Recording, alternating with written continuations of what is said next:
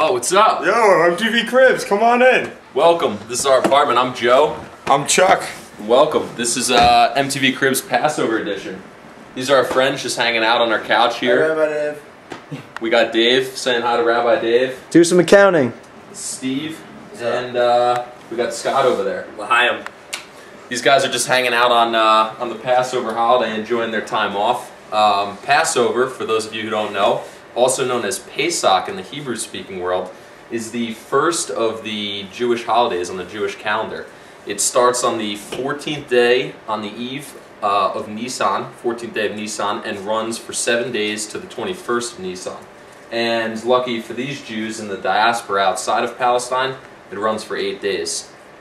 The name Passover is derived directly from the Exodus story found in the second book of the Tanakh, or the Hebrew Bible.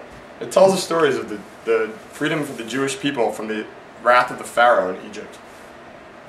God sent 9 plagues, each to no avail, to persuade the Pharaoh to free the Jewish people. The 10th and final plague, God told the Jewish people to smear the blood of a sacrificed lamb above their doorways, so that God would pass over their houses when taking the firstborn of each house.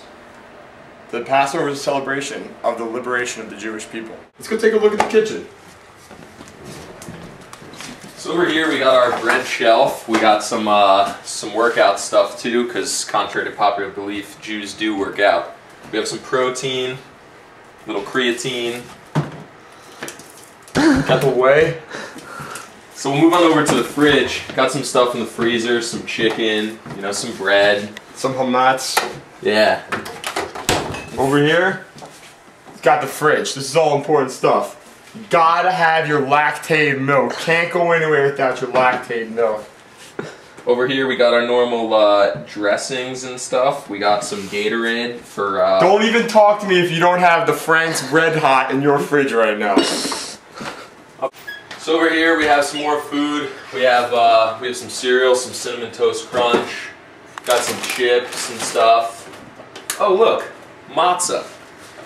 For those of you that don't know, matzah is very important to the Passover holiday. It evokes images of the Jews on the last night before they left Egypt. While they were sitting in their house, having their sacrificial lamb, as God was striking down the firstborn of the Egyptians, the Jews were preparing to leave Israel. When Moses called and said that the Pharaoh finally allowed them to leave, the Jews didn't have time to let their bread rise.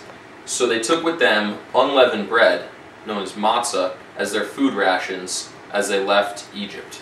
Matzah serves as a dual symbol for the Passover holiday. It reminds us of the entire story that started out in slavery and ended in freedom. The two symbols are therefore the freedom of the Jewish people and the affliction of slavery. It's so important that Jews are commanded to eat matzah and not own or eat any leavened products in their household. It's so important also that the holiday is called Hag HaMatzot, meaning holiday of the unleavened bread. Why don't you guys follow me and I'll take you into my room. Down this hallway is my room, but first here's our game room. As you can see, we have a nice little dartboard. We play some games here while we're waiting to go out. Follow me down here. So welcome, this is my room. Got a nice little bike here. It's a 10-speed, gets me around to classes and stuff.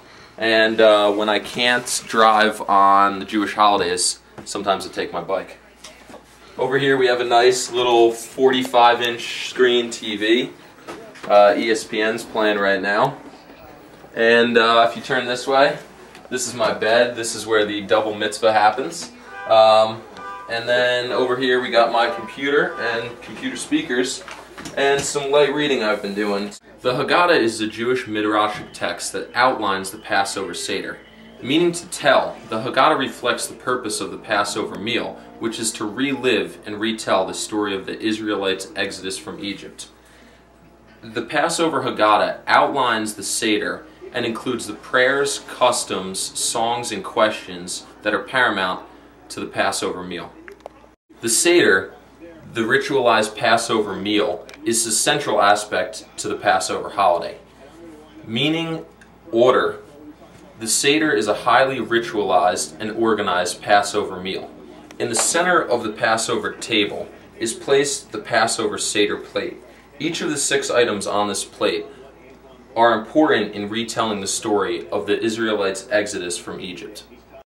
The marrow and chazeret are two of the items on the Passover Seder plate. These two bitter herbs serve as a reminder of the harshness and bitterness of slavery under the Egyptians.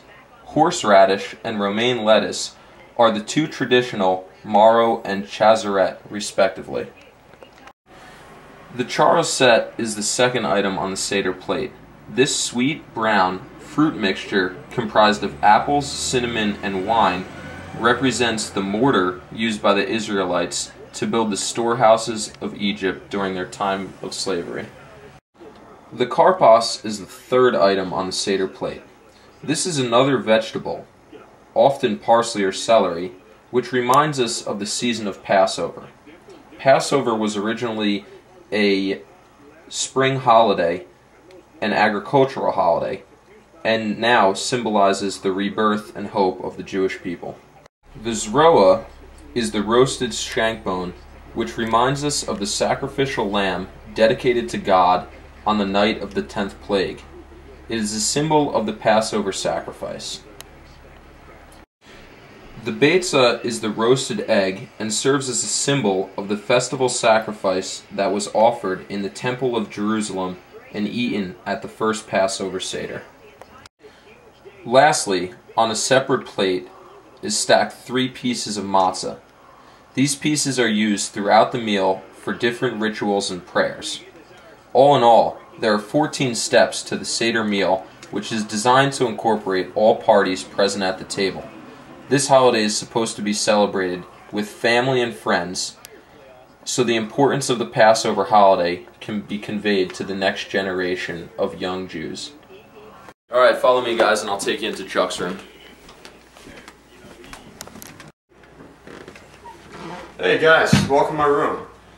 Cleaning up a little bit for Passover. Along with telling of the Exodus story and eating matzah, the third and final commandment is to not own any hametz or leavened products in the household. Jewish people follow an extensive 10-step process to make sure there's no hametz anywhere in the house. So we're going to take a look and see if we can find any. Let's see what we can find. Alright. Oh, some fries, bagel, loaf of bread. So basically now that we found some hametz in the room, we have a couple options. I could eat this entire loaf before sundown, I could destroy it, or you could use the practice of mekirat hametz, which is pretty common in Jewish households. The process involves selling all of my hametz to a non-Jew, which he will pay a deposit for. At the conclusion of Passover, he could either choose to pay the rest of the cost and keep the hametz, or default on his payment, leaving the hametz back to me. This is a good way of not wasting any food. But I'm probably going to eat this whole loaf before sundown. Guys, I'm going to leave you here. I'm going to get back to my cleaning. Hope you had a good time. See you around. Alright MTV, thanks for stopping by. I know Chuck and I had a good time showing you our place, and hopefully you learned a little something about Passover. I'm going to get back to preparing the Seder plate and make sure Chuck is cleaning the house of all the hametz. You guys don't have to go home, but you got to get out of here. Have a good one.